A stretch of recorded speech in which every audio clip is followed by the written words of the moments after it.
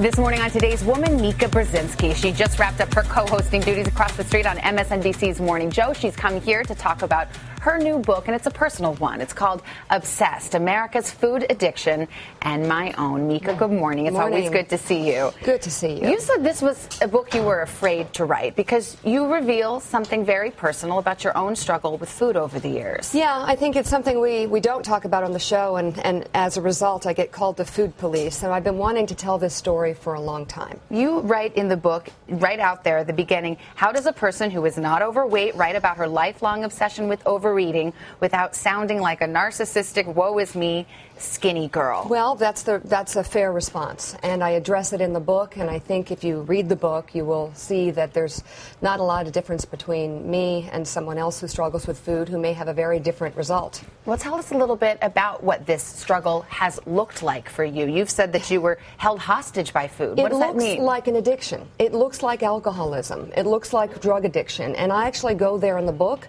and I look at the growing amount of science behind the addiction to salt, sugar, and fat. Have you heard those words before lately? There has been a lot of science in some books that have come out recently that are starting to show that there may be an actual process to becoming obese that has nothing to do with a lack of discipline, nothing to do with being a slob, nothing to do with the judgments that we put on people who are obese, and they have everything to do with being addicted to certain foods that we are surrounded with. And this went on for decades for you. I mean, you talked about having a cycle of binging and purging, even exercise bulimia. Everything. And, you know, I still kind of struggled writing this book as I fell off the wagon a few times. So, pretty extreme behavior. What does that mean, falling off the wagon? The Nutella story that happened while I was writing the book. Mm-hmm. And it actually, I write in the book about how I think Ambien is a truth serum. I used to take a little bit to try and get up early and do the show, and I can't anymore because one day I woke up in the middle of the night and went downstairs and literally ate one of those large jars of Nutella, starting with a spoon, ending up with it all over my arms, and my husband was standing right there going, what is going on? But it was that kind of demon coming out in the middle of the night. It was disgusting. These are issues that you've cared about for a long, long time, and now I think we have more of an insight as to why. There came a time when you approached one of your best girlfriends, Diane, to talk about her issues with weight. Right. And that led to this book. Can you explain? We had known each other 15 years. We had shared everything, talked about our relationships, our jobs. We even had a baby together because she helped me deliver my second child because my husband was out of town. We'd shared everything. And yet Diane, over the course of our relationship, had gained 100 pounds, and we'd never talked about it.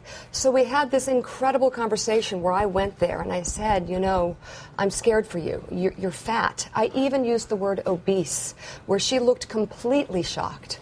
But she then heard my story and the things that I did to myself to be this thin or to be much thinner, because we ended up challenging each other. She said, you ought to write a book on this. And I said, well, you ought to join me.